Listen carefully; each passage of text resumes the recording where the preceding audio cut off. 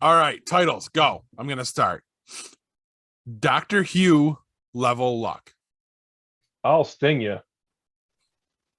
An excessive amount of spoons. No wife banging. Nice helmet. Thanks a lot, Hugh. Soul draining. Looks better from the outside. Pants is a dirty word. Oof. All right, let's do this. Warning. What you are about to hear contains explicit language, adult themes, and potentially disturbing content. The views and opinions expressed are those of the hosts and do not reflect the opinions of anyone else, anywhere, ever, in the history of the world. This podcast is intended for an immature audience and should not be listened to by anyone, anywhere, ever, in the history of the world. You know, fuck it. You've been warned.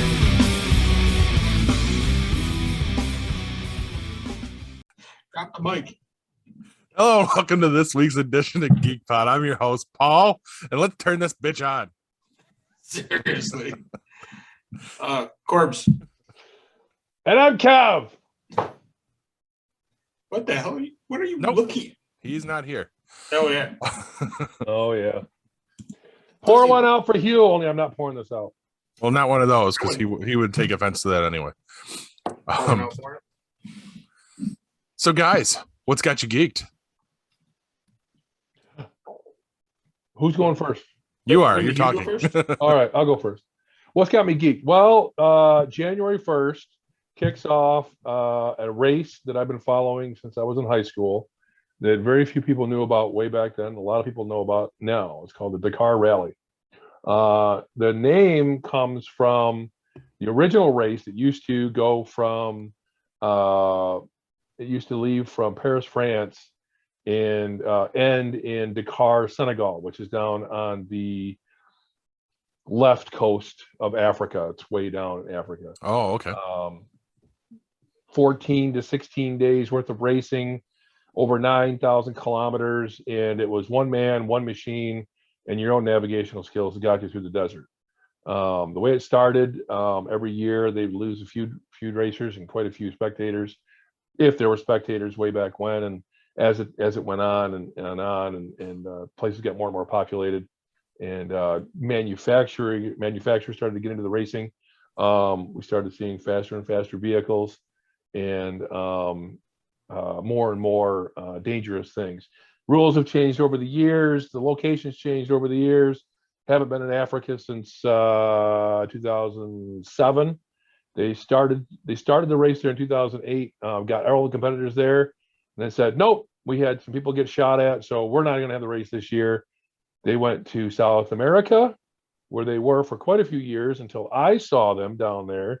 My very first Dakar Rally back in 2019. Went down Lima, Peru, and followed them all the way down to Arequipa.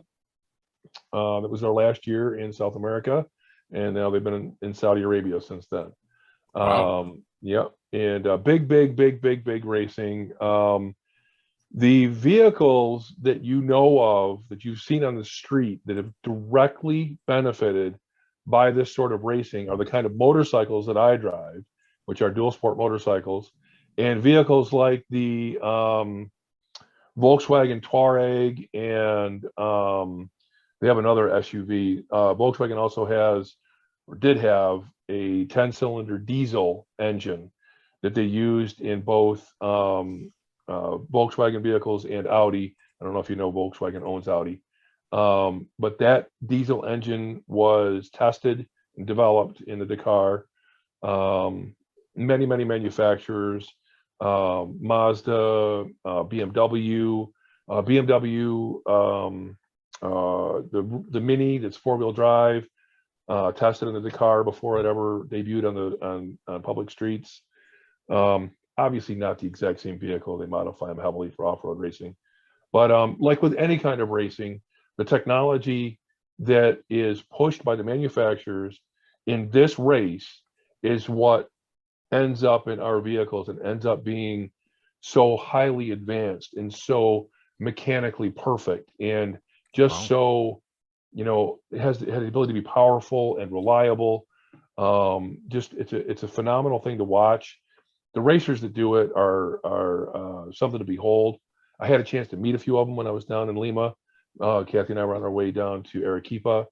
Happened to stop at a gas station. I knew what was going on. I saw the bikes. I pulled in. I got some pictures and video with some of the racers, and I couldn't be happier. So, pretty big deal to me. Like I said, I've been following it for a long time, and we haven't had a lot of coverage here in the United States up until the last few years. But big off-road race. They call it the hardest race in the world. Wow. So following that right now, they kicked it off January 1st, and it'll be going until the middle of January. Awesome. Now, where do you do? I'm assuming it's streaming online. So there's a couple ways you can get it. If you can get Eurosport TV, some people can get it on some of their satellite TV channels. You can watch it there. If you are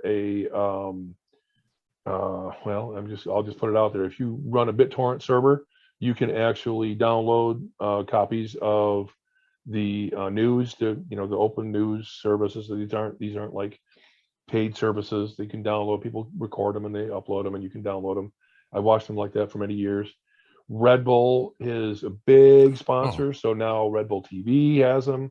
Some of our local sporting channels, ESPN2, sometimes will have them coverage. But right now, the internet and multimedia or social media is the best place to get it. Facebook, Instagram, YouTube, aforementioned Red Bull channel.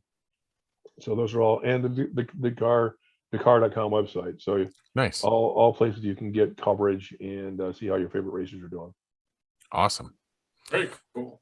Yep. One almost every year, because these cars that they build, they call them cars, or dune buggies and trucks, big trucks and motorcycles, whatever. So these things they build are very, very customized, custom frames, engines, the whole bit. The company that is doing the timekeeping this year, provided the equipment for timekeeping, Rebel X or Rebellion, something like that. I haven't heard of them before. Their company president, this really sucks. Company president put a car in the race this year, burnt to the ground 3 days before the race started. Wow. On a shakedown run. That's some shitty luck. Now he was okay, right? Yeah, they got out okay. They showed the car burning, but think about it, okay? Just think about this for a second. Saudi Arabia. So these guys come from Europe, they come from South America, they come from all over the world. They got to put these vehicles on boats, trains to get them there. It's a lot of money to build these vehicles and to get them there. And it's a production. Yeah. Vehicle burned down to the ground 3 days before the race starts.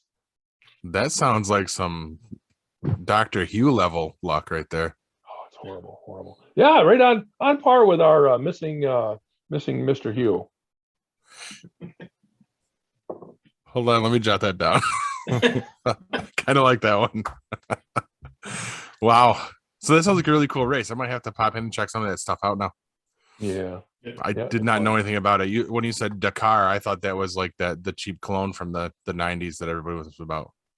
Yeah, it's that name gets used and reused, and it's kind of surprising they're still using the name, considering the fact they haven't been in Africa, like I said, since 2008, 2007 officially. But yeah, oh, I mean, maybe they're taking it back. But all right, Corbs, it's got you geeked, buddy. That's me. For me, it happened New Year's Eve. Okay. So for Kelly's birthday, I bought her tickets to a comedian at Funny Bone. Nice. It's a girl that we saw just before COVID. The winter before COVID. She used to come here to Funny Bone Thanksgiving week. She used to come up on the Saturday, the Thanksgiving, because the girl we go see, she's from Syracuse. Mm-hmm. Born and raised in Syracuse. Her family's from Syracuse. Mm-hmm. Her name is Jessie Mae Paluzzo. Mm-hmm. She is my brother-in-law's neighbor's sister. They're close friends. Okay. As soon as I saw you post that on Facebook, I was like, oh. Yeah. So we went and saw her. And she's hilarious. And, yes. Oh, she is fucking hysterical. So her new thing is she's coming up here for New Year's every year. Oh, nice. So we're gonna go every year for New Year's and see her. She's raunchy, but she is freaking hysterical. I think I laugh. She's on stage for about 45 minutes. I think I laughed for 45 minutes straight. Nice. Yeah, she's cool. funny. She incorporates, stuff from Syracuse, her life experiences and stuff like that. And I've seen some good comedians before, and she tops them all. Awesome. Yeah, I've heard great things. Yeah. Yeah, she is fantastic. When she comes next year, if you get a chance to go, take the chance and go and see her. If you like raunchy comedy, she's very raunchy. She's very dirty. What kind of girl? Yeah, she's, she lets it all hang out. She'll rip on you in the crowd. She talks like you wouldn't expect a woman to talk like some of the stuff she says, but oh my God, dude, it is freaking hysterical. And then one of the guys she had opened for is also from the area, he's from Solvay. And he was just as funny. So sometimes the people that come before are just as funny. Yeah. So this guy, he was in an accident. He's paralyzed on the left side of his body. And he incorporates that into the show. Like everything he talks about. Perfect. That's perfect. Everything he talks about is, he was talking about going out looking for a girlfriend, and they can find the right guy. Stuff like that, look on the right side was his big thing. He's a motivational speaker and stuff like that too. But he was just as funny. We had such a great time there. So, like I said, if you get a chance to, you can even she's got stuff up on YouTube. Jesse does. What's her name? I'll send you the spelling of her name so you can include it in the notes. Yeah. Well, I'm sure you probably know the spelling of her name if you're. So, but yeah, she's just freaking hysterical. Like I said, it's 2 years. I've seen her 2 times now, and both times, and it's 2 completely different shows. Right. So it's funny. I mean, she'll talk about the same stuff. I mean, like I said, she incorporates the stuff from Syracuse, which is nice. Stuff like that. But man, I don't think I've ever laughed so hard in my life. So. What's her name? Jesse what? Jesse May Peluso. Check your text messages, Kevin. That one right there. That one. Got her on YouTube. Yeah, she's awesome. She's funny as hell. Yeah. So I think it was just 2 of us that went. So we just kind of went. So I think, that's going to be our thing for. I'll buy That's her cool. Tickets. She's already said she's like just tickets for my birthday every year. That'll do it. So Nice. you say she's raunchy. Have you ever seen Nikki Glazer? yes, I've seen her on. They're similar. Okay, because I love Nikki's humor. So that would be cool. Oh, Jesse's right up your alley. Awesome. So what are you thinking, Kevin? We're gonna crash his yearly New Year's Eve date now. Fuck yeah! I'm gonna sit on either side of him, dude. You know what? We're gonna sit with him, you- act like we're a gay couple. She'll fucking love it. She will. See, I wasn't going to bring it up on camera, but you just brought it up, and we were sitting after the show. We were sitting there, just the 2 of us. We were sitting there waiting for everybody because you wait for everybody to leave. It's a small little theater. And she looked at me and she goes, "You think Paul and Kristen would like to come?" And I was like, "Well, I know Paul would enjoy the show. I'm not sure if your wife would. I don't know if she's got that." Okay. You would, yes. If you could actually get her to go out in the cold. We had a whole discussion about that earlier. Wasn't that cold, really? That's true. New Year's Eve wasn't bad. Yeah. No, it wasn't too bad. So, but yeah, I mean, we can work something out. I mean, we can get a bunch of people to go. They have big tables. You can sit 8 at a table if you really wanted to. Fuck yeah. Yeah. So I mean, if that's something you guys want to do, we'll keep it up. We'll keep it up. It's a great show. You go get some good food, some drinks, and yes. Yeah. So and the tickets are reasonably priced too. Yeah, For it's Funny not Bone. bad there. Funny Bone's great. Yeah. Well, it was great pre-COVID. I haven't been there since. Actually, the last It's not show. bad. It's not bad post-COVID either, or in the middle of COVID, I guess you would say. COVID. So it's not too bad. I mean, Amidst. Amidst, yes. prices are kind of a little up on the higher side. So, but I mean, it's not too bad. I mean, it cost us, I think we got chicken tenders, quesadillas, and you get the soda that you can get refilled, and you get glasses at the end of the night. So the soda's a little more expensive. I think it costs us like 50 or $60. Shit, I can just spend that at KFC. Right. I mean, I can go to McDonald's and spend that much money. I mean, it's not that. That's impressive if it's just you. I mean, I'm just saying. That's true. Well, I mean, a Big Mac and a 20-piece. I mean, Then you're done. Yeah, there's $60 right there. right. So, well, now they're 2 for $6, but it's Big Mac and a 10-piece are 2 for $6. So, yes, I do Nice. know this because I've been to McDonald's since it started. So, but yeah, it's a great time, and like I said, every year we're gonna That's as cool. long as she keeps coming, we're gonna keep going. There you go. There you go.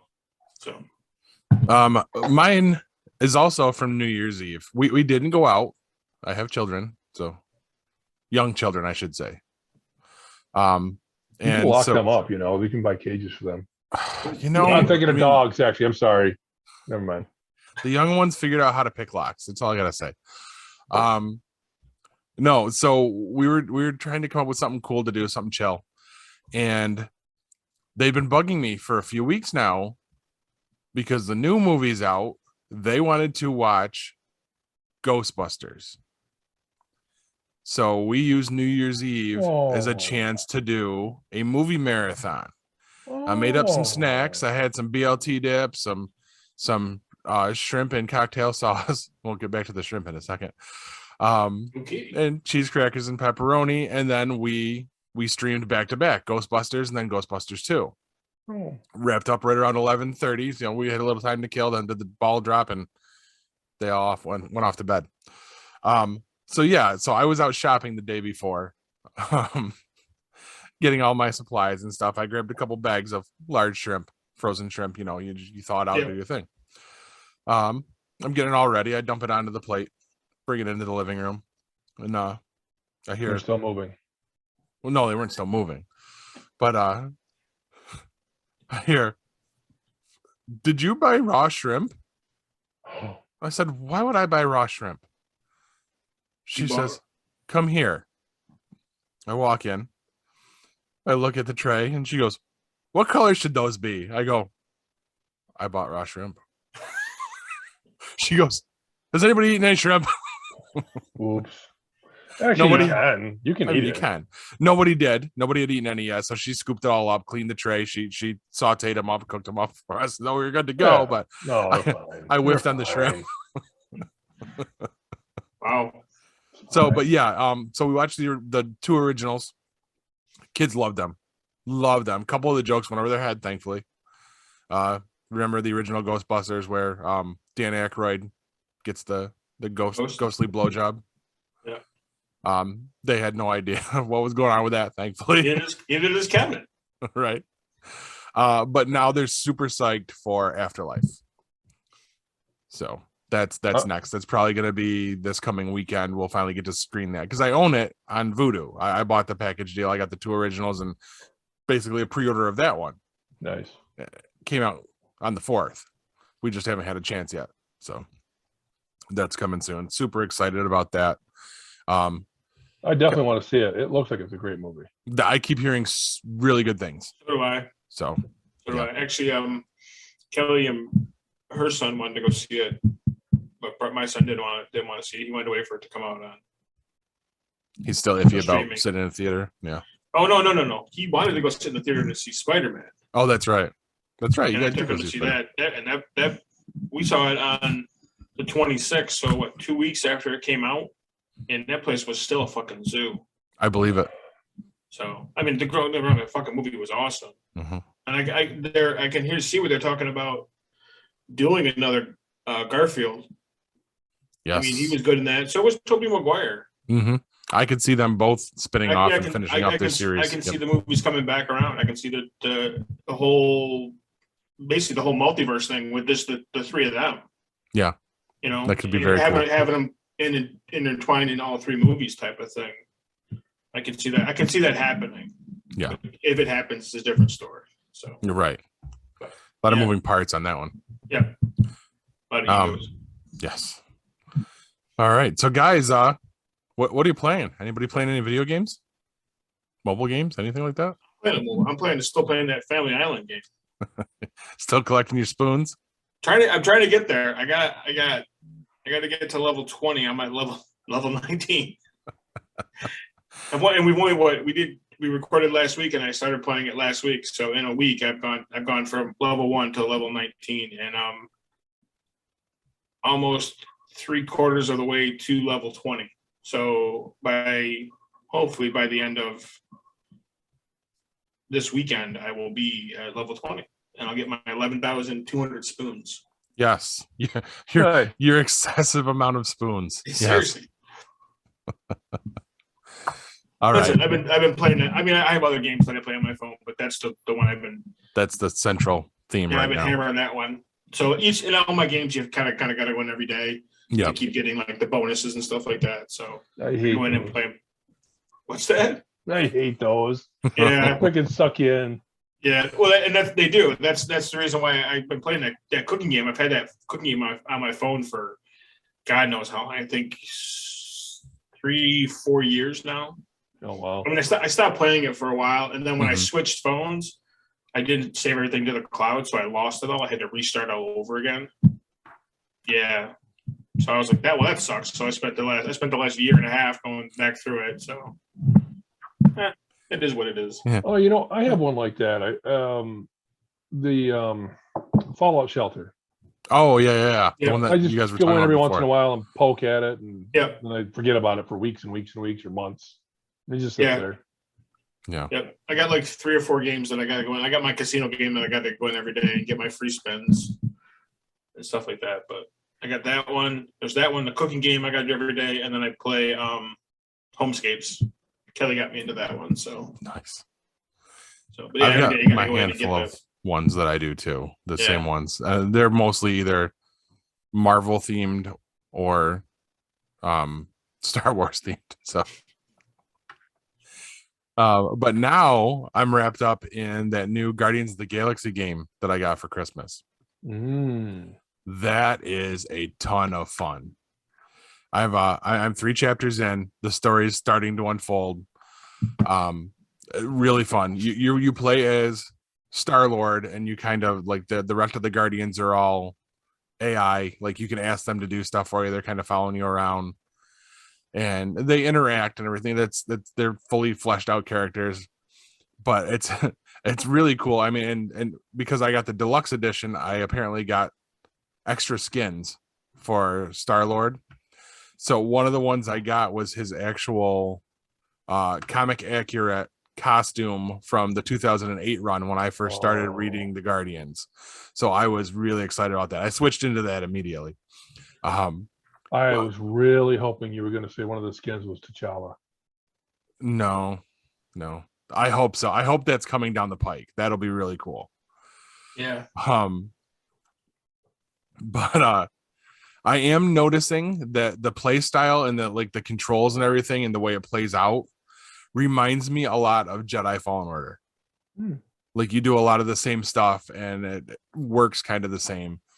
But I noticed a really cool feature when you're doing like a boss battle. So all 5 of you are fighting at once. And if all of the other Guardians get like knocked out, they've got this feature you can do called a group huddle. So you jam the buttons and literally it comes together and like Star-Lord has to give a pep talk. Like, but you have to watch what they say and watch for their key words. And you have like 3 different choices on what your pep talk needs to be, just so it rallies properly and you get the extra bonuses. Like you can screw shit up in this game by Star-Lord's reactions, what he says, what you choose to do.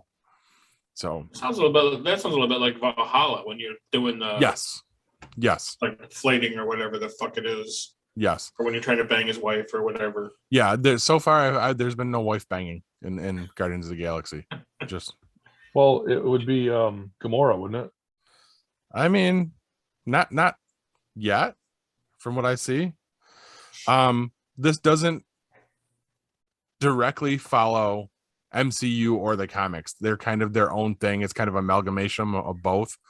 And it seems like when you drop in with these guys, It's right after Gamora has joined the team because Drax does nothing but talk shit about Gamora. Like to her face. He refers to her as like the murderess and like the betrayer and shit. Like it's just a thing through the whole way. And really good. Like, if you get a chance, obviously I'm talking to you, Corbs, since Kev, you don't have anything that'll play it.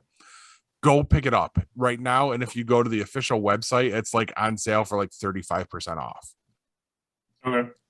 And that website is Guardians of the Galaxy.square-enix.games.com. Yeah, you're gonna have to send that to me. Or gotggame.com is the short version that gets you there too. I was just reading it off the show notes though, from the direct link that I got. So yeah, that'll do it for me for gaming. I guess that means it's time for Kev's tabletop review.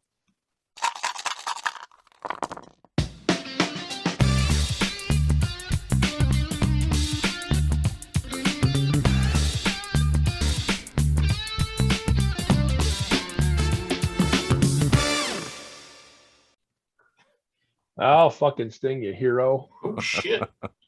Anyway, okay, so my game is a game that I looked up for a very specific reason, and it's called The Witcher game, The Witcher Adventure game. From 2014, journey across the world of The Witcher, completing quests and hunting monsters. So the way this reads, it says The Witcher Adventure game takes players on a journey across the world of The Witcher, a detailed world rich in lore and characters, fleshed out by. Now I looked up the publisher or the writer's name. I'm gonna see if I can say it correctly. It's hold on. I wanna look it up again. It's Andrzej Oh fuck! I fucked it up. Shit. I looked it up. It's like Andrzej Sapkov or something like that. He's a Polish writer. He's the one that wrote the original Witcher books, which then became the Witcher video game, and now has become the Netflix series.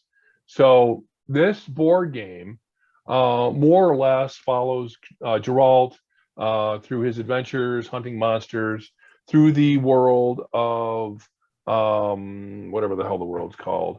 There's sorcerers and there's charms and diplomacy, and it looks like a pretty fun game. It's just it's a fun looking board game. You have your character cards with each of their different abilities on them, and different board pieces that either enhance or detract from your abilities throughout the game. So if you are a fan of The Witcher, or if you'd like to be, this could be a nice supplement for those nights when you are without new episodes of The Witcher to watch, or any more books to read, or maybe you played through all the games, so you want one more. That's a lot. It's a lot of if. It is. There's a lot of Witcher out there. Come to find out, and this may or may not be a little bit of foreshadowing for a segment later on in the show. So if you're interested in looking up The Witcher now, I have to throw a little caveat in here. If you search for Witcher on BoardGameGeek.com, you're going to get quite a list. Oh. I had several games to choose from to review tonight, and I may just try to review one or two others. Nice. But since I've already mentioned it, BoardGameGeek.com is a great place to go to find reviews, pictures of what the game looks like, playthroughs, other playthroughs from players that have played the game, and professional reviews from board game enthusiasts that run the site and other sites that spin off from this. So The Witcher Adventure game. Nice. Check it out. Either online or at Play the game, read the story. Play the game, read the story. I bet you very much. I bet they would have it. I think they have If it they don't there. have I it- was in there.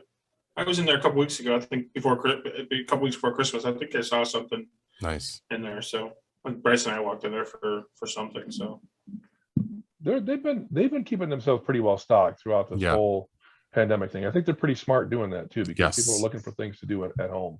yep, I Without agree. a doubt. Yeah. All right. Awesome. Check out the game and stick with us, guys. We're going to cut to break and we will come back and continue the show. Looking for the hottest new comic on the shelf or a key back issue to complete your run? How about that rare statue or action figure that you've scoured the internet looking for? Come to Collectibles Galore, located in North Syracuse with ample off-street parking. Collectibles Galore has a huge selection of comics, toys, and rare pop culture items you won't find anywhere else. Comics Galore is always buying comics and toys and will give you the fairest price for your collection. New customers get 15% off their first purchase in store.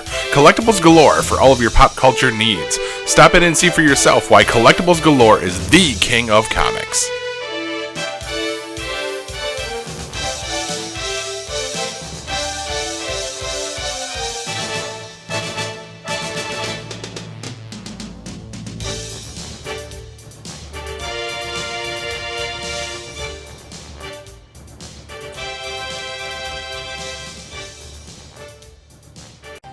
The fourth annual Sci-Fi Horror Fest is coming with an all-new location, new guests, and all the same fun, charm, and camaraderie that you've come to know and love.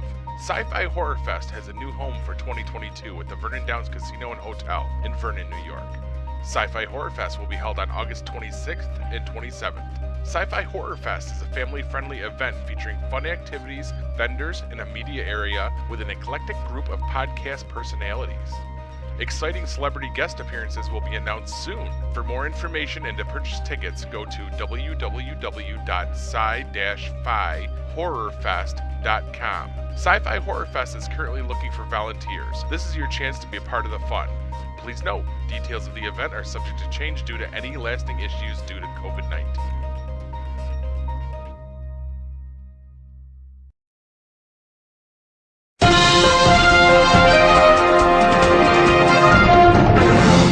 So did you guys know that a cockroach can live 9 days without its head before starving to death? Well, that's a random fact. I know that guy. All right. Now, before you die screaming on the couch as your sis slowly drains your soul out onto the living room floor, here's the news. First up, oh well, whatever, never mind. A federal judge has dismissed the lawsuit of a 30-year-old man who alleged that the image of him nude as a 4-month-old on the 1991 cover of Nirvana's Nevermind album is child pornography. Judge Fernando M. Alguin on Monday granted a motion to dismiss the suit from the defendants, but left the door open for the plaintiffs to refile an amended version. The lawsuit, filed in August, said that Eldon had suffered lifelong damages as the band and others profited from the ubiquitous image of him naked underwater appearing to swim after a dollar bill on a fishhook. The motion says the lawsuit is, quote, on its face, not serious, unquote, and Eldon's past conduct reflects that. Eldon has spent 3 decades profiting from his celebrity as the self-anointed Nirvana baby, the document says. He has reenacted the photograph in exchange for a fee many times. He has had the album title Nevermind tattooed across his chest. He has appeared on a talk show wearing a self-parodying nude-colored onesie. He has autographed copies of the album cover for sale on eBay, and he has used the connection to try to pick up women. The judge gave Eldon's attorney until January 27th to file an amended complaint that addresses the issues raised in the defendant's motion, or the suit will be more definitively dismissed. I'm thinking it's time to let the very clear money grab die and get back out there on the small town con circuit with the rest of the has-beens and almost weres and bilk sad former grunge kids out of $25 for an autograph from the kid that peaked at 4 months old. Next up, why does The Dark Knight have to be so dark? Michael Keaton walked away during the development of Batman Forever, which saw Joel Schumacher taking over directing duties from Tim Burton. Schumacher and Keaton clashed over the lighter, more campy tone of Batman Forever. Keaton did not want to give up on the darker feel of Burton's films, as the actor recently discussed at length on the In the Envelope podcast. According to Keaton, he told Schumacher that he could no longer play Batman if the tone was moving away from the dark nature of Burton's movies. Schumacher allegedly told Keaton, "I don't understand why everything has to be so dark and everything so sad." To which the actor responded, "Wait a minute. Do you know how this guy got to be Batman? Have you read? I mean, it's pretty simple." Keaton returns to the Batman role in The Flash in theaters November 4th and will continue to reprise the character in the Batgirl HBO Max original movie that's also set to debut in 2022. Fuck yeah, the real Batman's coming back.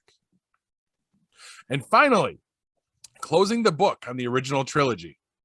It's reported that one of the characters from the original Star Wars trilogy will be returning one more time. Using the de-aging tech that we're getting so used to see now, or maybe not. The unnamed star allegedly spent 3 days in London shooting a cameo for the final episode of the Disney Plus series, The Book of Boba Fett. Will it be like the season 2 finale of The Mandalorian, where Mark Hamill reprised his role and was de-aged to depict a much younger Luke than we saw in the last trilogy? Is it someone in a costume? It's unclear how the character will factor into the show. Will it be a cause for celebration, or will Favreau and Filoni bathe in fanboys' tears? We'll find out in over a month. And that's the news, kids. Remember, heat compress first, then cold pack. Kev? In other news, in Kentucky, it is illegal to carry ice cream in your back pocket. Back to you, Corbs. That is the strangest fact I think you've ever had. Why would you carry ice cream in your back pocket? You wouldn't. It's illegal. Right. In Kentucky. And on that note, did you know that Thomas Edison, who invented the light bulb, was afraid of the dark? He saw a need, he took care of it. Yeah, seriously, that's what I was just thinking. All right.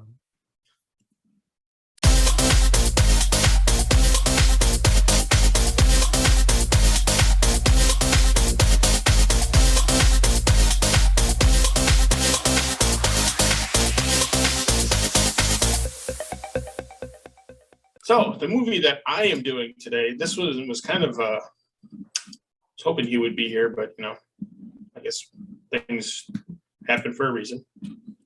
Thanks a lot, Hugh. Yeah, seriously. All right. So the movie I'm doing this week is Tremors. Are you saying that has something to do with Hugh? Well, have you seen the man shake before? So it's Tremors, released in 1990, directed by Ron Underwood. Trying to escape their dead-end life in the desert town of Perfection, Nevada, Valentine, Val McKee, and Earl Bassett find themselves sidetracked when corpses mysteriously start piling up around them. When Val and Earl have a run-in with some creepy tentacle creatures that have made lunch out of a road crew, they retreat back to the town to spread the news. Although these monsters are not exactly intelligent, I have no idea what that word is. Intellectuals, I guess, maybe. Sir, their mental powers are still mind-boggling. Detecting a human hiding in a car, they dig under the vehicle, causing it to sink into the earth. Vale and Earl get help from several townspeople. With the help of Rhonda, Vale, and Earl, kill one of the monsters, but there are 3 more of them left. And they're each about 30 feet long. Jesus Christ. Walter starts calling the monsters graboids.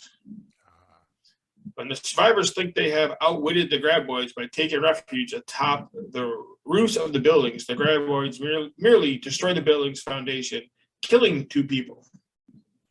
The graboids are quick learners when it comes to stalking their prey, and the humans must continually be on their toes if they are to stay alive while trying to find a way to defeat the graboids. This movie stars Kevin Bacon, which everybody knows, Fred Ward, Michael Gross, which is Alex P. Keaton, Family Ties' father. Yep. and Reba McEntire. Reba. Everybody likes Reba. Gun toting Reba. Yep. Love redheads. So it's a decent movie. I mean, it's not the greatest movie in the world. It has spawned like 1,700 sequels. I like the movie. I couldn't stand any of the sequels, and I couldn't stand the friggin' series they had. They had a television show or something. Yeah, they did. Yeah, I remember that too. Yeah. Oh, the first movie isn't bad, but yeah, the sequels they're horrible, and they got worse and worse and worse. So, but yeah, the first one wasn't too bad. I kind of liked it. It's not a movie that I watch when it's on, but if I see it on or whatever, I'll turn it on for a little bit. So there's some pretty good comedy in it, stuff like that. Kevin Bacon's good in it. It's Kevin Bacon before he became, Hollow Man and all that stuff. And so, but it's probably a 2 out of 5 star movie for me. I'm not going to go out of my way to watch it, but so I don't know. Well, I thought it was funny. I know I couldn't find Ebert's review of it. I know it said somewhere that he gave it a 3.5 out of 5 stars. So he actually liked it. I'm surprised. Now, I did find a review from Vincent Canby of the New York Times back in 1990. And you didn't? It doesn't seem to. Here goes. It's pretty short as opposed to the very verbose ones that we've had lately. So he says, Tremors is a jokey attempt to recreate the pleasures of those post-World War II B pictures about commonplace creatures such as ants, worms, flies, whatever, that through some horrible mistake, usually related to radiation, become voracious giants.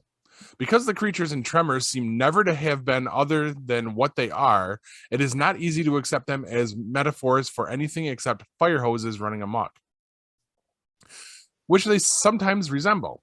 At other times, they look like landlocked seals. In Tremors, which is set in the California desert, the creatures live underground and can swallow up people, houses, automobiles, while burrowing along at top speed. How could they bury an entire station wagon? One character says to another. Says his pal, who is somewhat more philosophical, why would they do it? That question is never answered. Tremors wants to be funny, but it spends too much time winking at the audience. More than anything else, it looks like the sort of movie that might have been put together so that tourists visiting Universal Studios could see a movie being made. In fact, through most of Tremors was shot not in the studio, but in the desert. The cast is headed by Kevin Bacon and Fred Ward as 2 beer-guzzling drifters who, for the moment, are making their living as handymen in the tiny desert town of Perfection, where the dread events take place. S.S. Wilson and Brent Maddock wrote the original screenplay, which was directed by Ron Underwood. The special effects are quite silly, maybe on purpose. If you have any hankering to see this sort of thing done with wit and real humor, run, don't walk, to the video store and rent Alligator from 1981, written by John Sayles and directed by Louis Teague. It's a classic of its kind. I don't think anybody really got what this movie was about. They were gigantic earthworms that were mutated, and they could sense movement on the surface. So that's how they stalked their prey. That's how they found their prey. But did they ever mention that in the original movie that they were mutated? No, but I mean, if you think about what would, travel through subterranean, solid ground. Right. An earthworm is about the only thing you can think of. These are, much larger, and they had the tentacle things out of the front of them. But yeah, I mean, obviously, if it's a mutated worm, you're going to have those little tentacles, and that's how one does. Yeah, that's how I always thought about it. And they hollowed out underneath stuff to get their prey down to their level. That's all. I mean, that's a very simplistic look at it. I guess I'm the only one that thinks that like that. I mean, it's apparently no alligator, but I've heard of that movie before too. Alligator. I've never seen it, but I've heard of it. I take an alligator over a graboid any day. I did consider briefly looking up a review of Alligator to tack that on along with this one since that guy brought it up, but I didn't do it. All right. Yeah, so like you said, there's been what, like 7 sequels to that movie now, and they each get increasingly worse. So, Well, that's the thing, though, isn't it? I mean, it was a grade B movie, and you know, the sequels just have to be sequentially worse. and most of them were, or maybe all of them were, like direct to video, right? Like the original got a theatrical release, and everything else is Direct to video, I believe. basically, yeah, sci-fi channel exclusive, basically. So, all right. So did you know that in the average lifetime of an American, you're going to get 31 prank phone calls? Those are rookie numbers, man. You got to bump those up. I got 31 prank phone calls last year. Hello? That's my mom. Oh, Hi, Mom. hi, Mom. I'll be talking about her later. Go ahead.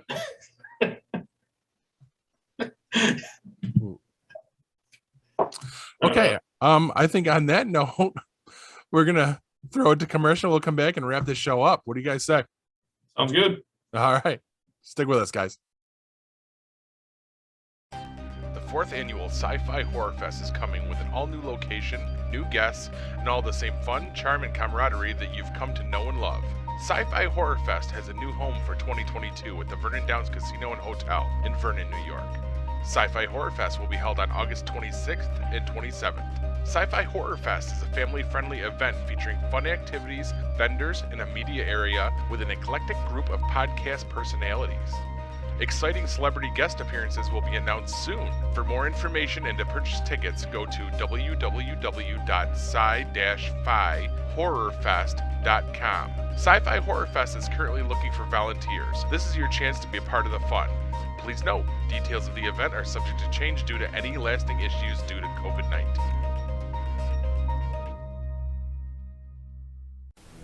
Looking for the hottest new comic on the shelf or a key back issue to complete your run? How about that rare statue or action figure that you've scoured the internet looking for? Come to Collectibles Galore, located in North Syracuse with ample off-street parking. Collectibles Galore has a huge selection of comics, toys, and rare pop culture items you won't find anywhere else. Comics Galore is always buying comics and toys and will give you the fairest price for your collection. New customers get 15% off their first purchase in store. Collectibles Galore for all of your pop culture needs. Stop in and see for yourself why Collectibles Galore is the king of comics.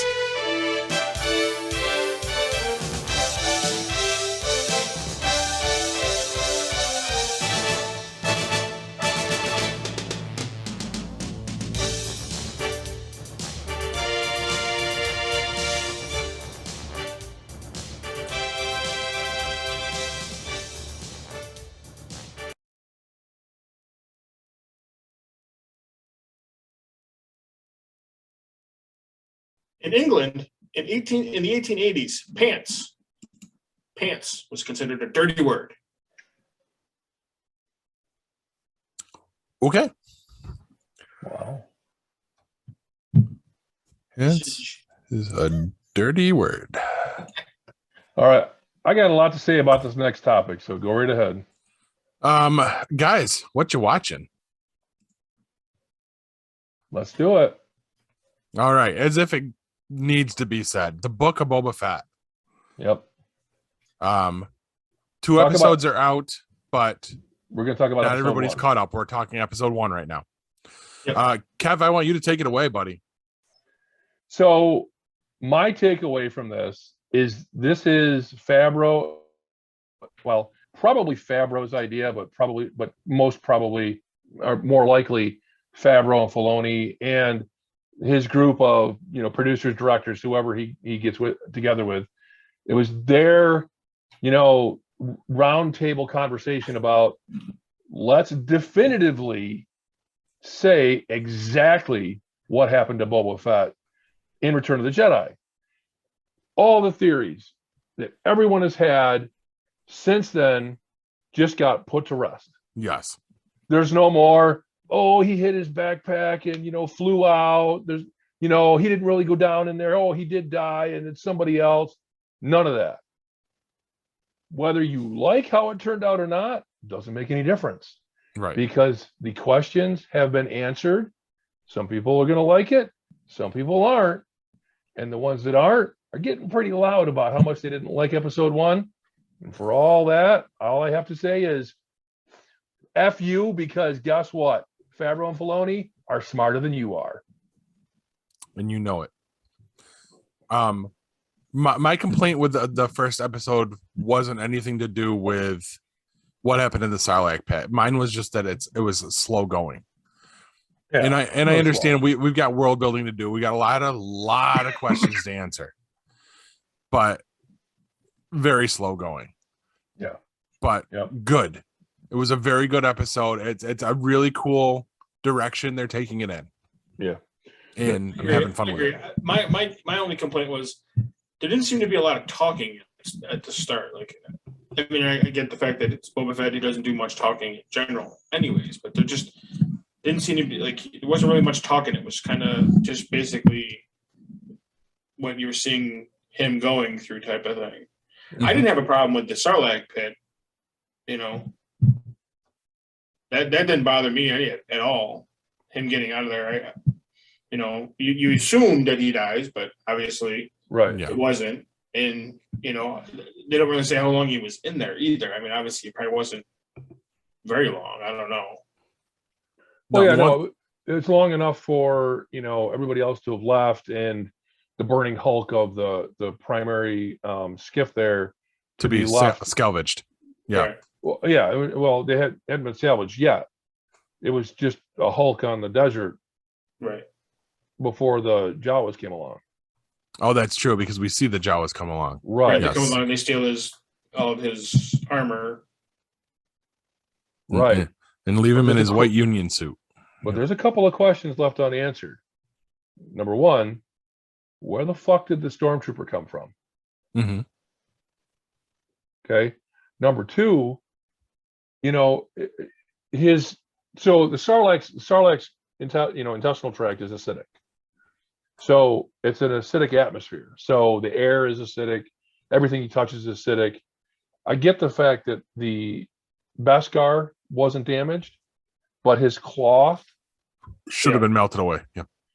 Or at least partially. I mean, right. We saw now we know that the stormtrooper's armor is, it's bordering on plastic. It's not really metal. Even in that universe, it's not really a metallic substance. It's some sort of a, poly, blend of something, more as an environmental suit and less of a protection against, blasters and things like that. Yeah, because as we've seen, it doesn't hold up to blaster fire anyway. So. Well, right. And it's just for that uniform look anyway. So he's obviously been there much longer than Boba Fett, and it was just starting to wear through. So is that what they're kind of playing on, to keep you from thinking, well, why wasn't he a little bit more burnt or damaged? But you said something to me, Paul, that got me thinking. What was it you said about the back to tank? You asked me, you said something about, I'll remind you. You said something about, well, maybe his time maybe Boba Fett's time in the Sarlacc intestinal tract is actually why he is winded so quickly, or so injured, damaged, whatever, and that's why he has to spend time in this back to tank and then get back to it after this, this street fight. Right. Yeah. Because he does seem to spend an inordinate amount of time in that back to tank. It's almost like when he goes to sleep, like that's his sleeping quarters. Like, we don't know the extent of the damage in there. So like you're saying, it could be lung damage. Could be. This also, because he is a clone, could also be a result of the clone body breaking down. Yep. We don't know, and we've got 6 more episodes to find out. Well, and this is the first that he would have had access to a back to tank. I highly doubt he had one on Slave 1. He might have, right? But we're not calling it the Slave 1 anymore. I don't give a fuck. It's Slave 1. I agree. So let's just say he didn't have one on Slave 1, or if he did, he was using it there. But his time in the desert, this is his first opportunity to kind of chill out, and just relax. You know, is it his first opportunity to use a back tank, and maybe he's just taking advantage of it? Yeah, could be. It could be, and it does give us an opportunity to get the flashback sequences to see what's been going on, where he's been, what shit he's been through. Yeah. And that's another reason, Corbs, I think, that we didn't get a lot of dialogue is because most of the episode he's with a tribe of Tusken Raiders that don't communicate by speaking. Right, just grunting and whatnot. Yes. Right. All right. But apparently, as we're going to see, because we saw it at the end of Mando, they're going to communicate via sign language. We remember that, right? When Mando was in the end of season 2, when we met up with the Tusken Raiders, or beginning of season 2. It's a combination. The sounds and the hand movements, because they don't have a wide range of sounds that they make. So the sounds combined with the hand movements create the language. Mm-hmm. Okay. There's actually some folks. There's actually some folks that have figured this out, and they do a pretty good job of it. And there's a couple of YouTube videos. We should probably try to find those and link to them. But it's quite the thing to see someone communicate in Tusken. Really? Hold on, let me jot that down. I mean, if you think about it, there isn't really a lot of things that they have to say to each other. Right, and you can't even go off of like facial cues or anything either, because fully helmet. No, but there's head movements. There's Yes. head movements, hand movements, and then like I said, the sounds. So I think it's off to a good start. I think so. Me too. Pretty cool to see our old Cantina band back. Yeah. That was pretty cool. Did you guys catch who the Twi'lek was in the bar? The lady Beals. in charge? Jennifer Beals. Jennifer Yeah, Beals. the baby. I was shocked. She looks so much different. Aside from that head things. Well, yeah. The Twilight, the twin, whatever you call them there. Make Leku. anybody look different. Yes. That was a really cool sequence too about the tributes. Mm-hmm. And basically we see that the mayor is not going to play nice from the sounds of it. Yeah, I don't understand. I guess we're going to find out, but I don't understand how Boba Fett intends to provide for these people that are paying him tribute. The whole idea behind Jabba was that he had quite the band of, No, yeah, he had a criminal organization. Yeah, behind him to be his enforcers. Boba doesn't have that. no, He's got an empty palace right now. yeah, Yeah, but on the same token, it's also Boba Fett. I mean, everybody feared Boba Fett as a bounty hunter. So maybe he's hoping that he can play on that fear. yeah. But he says maybe. that he doesn't want to rule through fear. He wants to rule through respect. Right, but I think on the same token, Yeah. It's the fear that he will earn him that respect.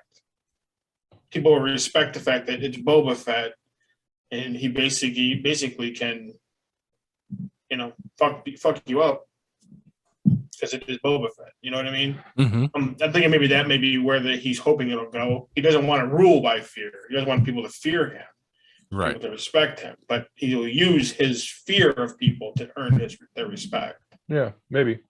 Potentially. You might not be far from the truth there. Yeah. So Definitely Fennec Shan feels that he's going down the wrong path. Yeah. She's not afraid to tell him that. Right. Definitely a cool character. I'm hoping we get to flesh her out quite a bit. And I'm assuming I'd like to flesh her out. there's yes.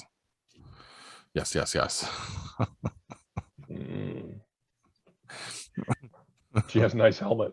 Yes. is it a dark helmet? Mm. Did you guys notice that in the opening? Now the Star Wars opening, kind of like how they've done their own version of like the Marvel splash. Mm-hmm. Did you notice they added on Fett's helmet and Shan's helmet at the end of it when they flashed through all of them? Uh-huh. I thought that was pretty cool. As well they should. Yes, agreed. All right. Anything else to add on Book of Boba Fett? Yeah, I think I'd like to get it out there that I never really gave a shit about Boba Fett. Yes, we've had this discussion quite a bit. I didn't because I understand the part he played, but because I was obviously not Empire. There's a lot of people I know that are definitely pro Empire. They love the Empire. They love the whole Stormtroopers. They love that whole look and feel. But having been a member of the armed forces, I can tell you, it looks much better from the outside. I was pro Luke and Han and Leia. So, Boba Fett, took Han and gave him to Jabba. So in my book, Boba Fett needed to have his head cut off, just like his father. Right. And hopefully that'll happen someday. Yeah. But the thing is, now they're trying to make him more of a good heroic character. Yeah. Well, they're playing into the fan service. They're playing into the whole fan thing because there are a lot of people out there that give a shit about Boba Fett and have for a very long time. And really, if you think about the original trilogy, it's all off of that unique look because he really didn't do shit in those 2 movies that he was in. Nope. And I'm one of those kids. Like, I was enamored by the cool ass action figure, and I became a huge Boba Fett fan. And then later on into adulthood, when they started releasing all the novels and you get the fleshed out story, makes him even cooler. But his canon storyline consisted of what we saw.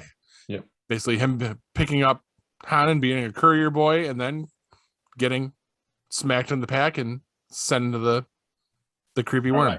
Yeah. Right. So we know now that canon, as far as canon is concerned, his father definitely had something to do with his father was a foundling, right? Yes, that's what we from Mando season 2. That's what we get. Well, right. But it goes before that in the books, as I understand it, he was a foundling that actually had a part in a civil war previous to it might have been the original Civil War on Mandalore. Okay. He was actually a leader. His father was actually a leader. Jango. So Jango Fett became a leader as a Mandalorian. So he was actually Jango Fett was a Mandalorian. Okay. So that much I believe is canon. Boba never took the oath, never professed to be, never did anything that we know of, and Filoni never played into that either. He showed Boba growing up in the seedy underbelly of the galaxy, as a kid, bounty hunter. A kid that ran with bounty hunters and pirates and whatever. So there was never any play to Boba being a Mandalorian. Yes, he has Mandalorian armor. Yes, according to the chain code in the armor, he owns it, but because his father owned it, not because he's Mandalorian. So there's some backstory there that happened, and I honestly believe that the backstory happened specifically because of the desire for more Boba Fett. Got to have more Boba Fett. Yeah, because he had a big part in Clone Wars, right? When he was a kid. Wouldn't call it a big part. He was definitely a part. But didn't they in the Clone Wars? Wasn't his father the clone that they used? Yeah. So his father had a big part. His father had a big part. His father was basically the stormtrooper. Yes. Yeah, and then all through the animated series, it's Jango's image that you see on the clones. So, yeah.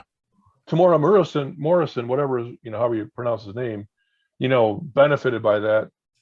He's benefited by that for years. Mm-hmm. Oh shit! No, that's an episode 2. I was gonna ask you guys about something, but it's not. You guys haven't watched it yet. Oh no. So I will tomorrow. Okay, I'm sure we'll talk about it at work tomorrow then. Yeah. F you, Ezekiel.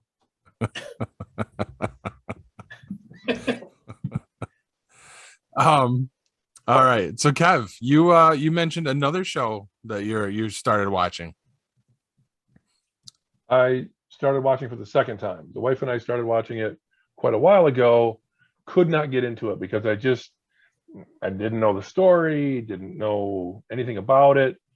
Didn't really. I mean, okay, it's Henry Cavill. It's fantasy. I figured I'd like it. Neither one of us could get into it, and we're talking about The Witcher. Kathy and I started watching it again here a couple nights ago. Watched 2 episodes, the 2 episodes we originally watched. Now we went into it with a different mindset, and we've been watching a lot of these shows with subtitles turned on. And I honestly believe that being able to read some of the things they were saying and not having it just kind of blow past us helped us rationalize the story, understand, dig into the story, be into it a little bit better. So like the first 2 episodes, continued watching. We're through the second 2 episodes. I don't know if you guys watched The Witcher at all. I haven't yet. That's also one that's on my list. So is it after Supernatural? No, it's probably gonna be before Supernatural, but probably after Heels. By the way, Heels come back for a second season. Good. I'll just tell you one thing about it that you're going to pick up on, and it took us until probably episode 3, maybe even episode 4, but they play with timelines, and Really? You're not going to figure it out until episode 3 or 4. Nice. And when you realize, you'd be like, okay, I got to pause here. I got to think about what I'm watching. I got to think about what I'm seeing. And then you'll start to understand that you're seeing some stuff happening in the past, and you're seeing stuff happen in the present. And then you'll get it. And they don't denote it at all in the show. No. It just kind of happens. You got to figure it out. Interesting. Which isn't bad. No. It definitely didn't take away from it. Because the things you saw, doesn't really matter when they happen, to be completely honest, until you get to a certain point. Then you might want to start paying attention to what some of the characters say, so that you start to realize where the gaps are, when this happened, when the next thing happened, etc. Interesting. Okay. Yeah. I'll have to keep that in mind. But it's fine. Doesn't detract from it. Not at all. It actually starts to make sense when you see. If you watch it, you'll see what I mean. Okay. Yeah, very cool. My brother's watched it. He keeps telling me to watch it, so I guess I maybe might have to take a look at it. Again, will that be before or after you get into Supernatural? Yeah, I don't know about that one. We keep making fun of it, but to be honest with you, I don't know if I can. The show's what, an hour long? Yeah, or and it's like 15 fucking seasons. Yeah, exactly. It's daunting. There's a lot there. Right. To watch that season, to watch Supernatural. Now I know Hugh watched it, he loved it, and that's all well and good. To watch 15 seasons, that's like a summer for me.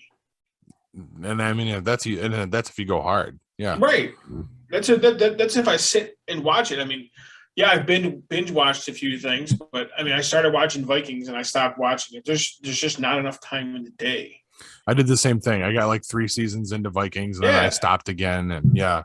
Same thing with Game of Thrones. I think I'm like 3.5 seasons into Game of Thrones. I was watching. I liked it. I liked Game of Thrones. Don't get me wrong. I think it's a great show. I can understand why people, were gaga about it. Mm-hmm. Fantastic show, but there's just not enough time in the day to do all this stuff. It's just yeah. Game of Thrones hits a wall. That's what I heard too. Yep. You have to muscle through it, and it's worth it.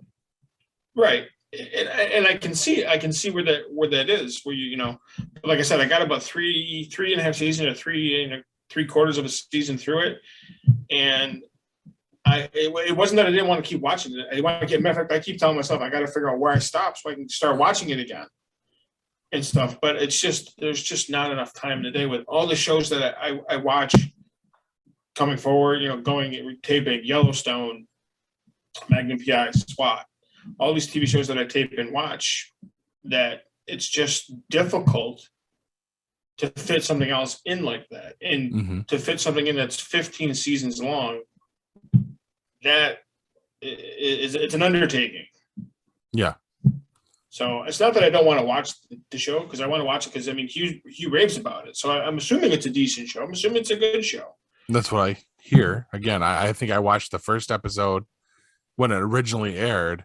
Right. And Kristen was like, not happening. Like, I'm not watching this show. And so then I was like, well, I don't want to sit and watch it by myself. Now I don't give a fuck. I'll watch a show by myself. I don't care.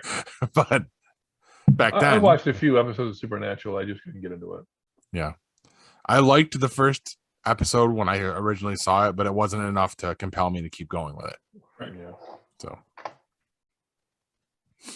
Hugh's gonna hate this episode. Just saying. He should have been. He doesn't go back and watch old episodes. That's true. No, that's me. No, him or either. He's admitted that as well. Oh yeah. Yeah. Hey, did you know that bats only turn left out of their caves? Why? Wow. I don't know. But they're NASCAR drivers. 4 lefts make a right. Right. I say 4 lefts make a circle. This is true. But yeah, bats only turn left out of their caves. So if you're ever at a cave, stand on the right hand side, you'll be all set.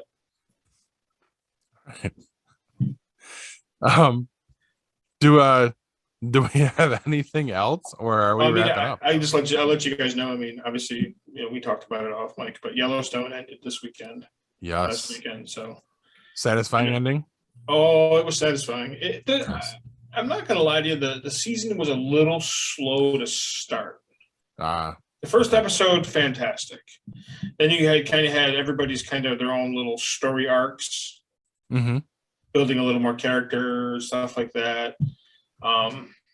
Introducing a few new characters into the show and stuff like that. So it seemed to drag a little bit in spots, but it's fantastic. It hasn't been renewed yet for a 5th season, although I know it will be. Yeah. They're saying it's just a matter of time. It's not like they said it's not like that they're not going to. It will be. It's just a matter of when Paramount gets around to doing it. Deciding to do it. Yeah. Yeah. But the whole season, you guys know, Paul, especially how much I love the Sons of Anarchy. This show is a close second. Nice. For me. That's how much I do. So I have to watch it on Sunday nights. I DVR it, but I have to watch it on Sunday nights. You're still watching it live. Yeah. Yeah. And I don't talk to anybody when it's on. Like I get mad. Like if my mom calls me in the middle of the show and I gotta push pause or whatever, I'm like, stop. Come on. I'm like, I walk out, I'm watching Yellowstone. It's like the same way when I was watching The Sons. Like The Sons, I had to watch it that night. If I remember correctly, you actually used to turn your phone off when you were watching Sons. Yeah. Yeah, I would put my phone on mute. I would put my phone on mute so that nobody would bother me during Sons. And then I would talk to my brother the next morning about it. Do the recap. Yeah. Do the recap the next morning with my brother. So yeah, another show I'm waiting for it to come back is The Mayans. Nice. Can't wait for that show to come back too. So yeah. So that's it for me. Again, I watch other shows and stuff like that, but nothing that. Not like that. Not like that. Nothing that I have to watch. Like I got shows that are on my DVR that I got to watch from the weekend. I still watch NCIS Los Angeles. My mom and I both enjoyed that show. We watched that. That's one show we watched together. Nice. So, but then I watch SWAT. I watch Magnum PI. I like Jay Hernandez in that. He's pretty good as Thomas Magnum. He's not Thomas Selleck. Don't get me wrong. Tom Selleck as Magnum PI was fantastic. But this is people bag on it because it's not the original. It's not Tom Selleck and stuff like that. But I like it. I like it. So Yeah, but then people would bag on it if they tried to make it like the original too. Right. So right. But he's still a Detroit Tigers fan. He still wears a Detroit Tigers hat like Tom Selleck did. Still drives the Ferrari. Those things are still the same. Well, it's a different Ferrari. What's that? It's a different Ferrari. Well, it's not the same Ferrari. Yeah. Right. They could have used a 308. This is also true. It's true. I mean, they So- could have. Have you remember the original show? And I don't remember the original. It was Tom. Was he a veteran? Yeah, Vietnam. Did he end up in a POW camp? I don't believe so. The whole thing was that Thomas Magnum, Theodore Calvin, and Rick were all members of the same Unit, right? Yeah, it was a unit. It was a Marine Corps Special Forces unit. Or if it wasn't a Special Forces unit, they were a Special Operator unit. It wasn't really. I mean, Marine Corps, they had the Long Range Reconnaissance Patrol, but really, Marine Corps were just badass Marines. Is really what it was. But the idea was that they were together, work together, in together somehow. That's how they know each other. That's how they work together. That's where their bond comes from. Okay. And the whole point behind the first, the original was that Thomas Magnum had saved the life of Robin Masters at some point. For some reason, whatever it was, he was over there, something happened, Magnum ended up there, Right. saved his life, got him out of harm's way.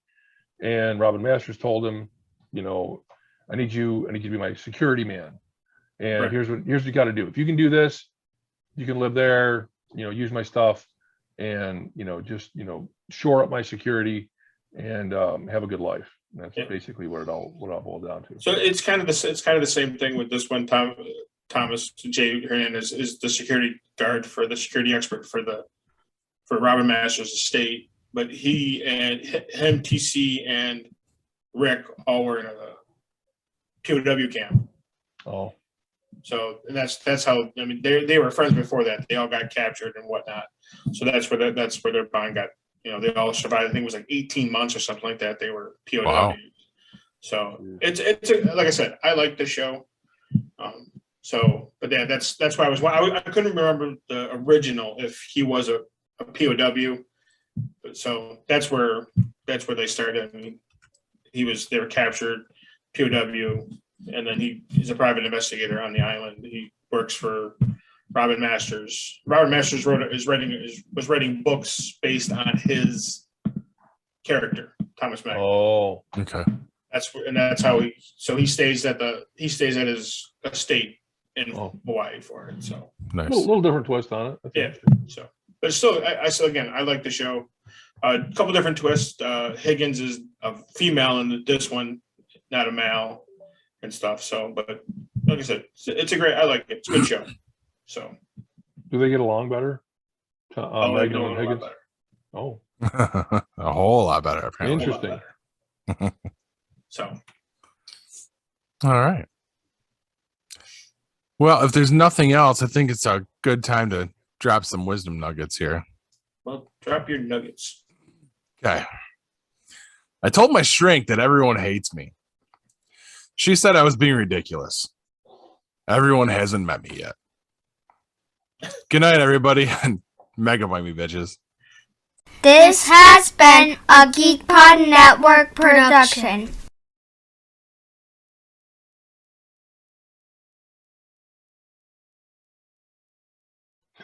Oh yeah.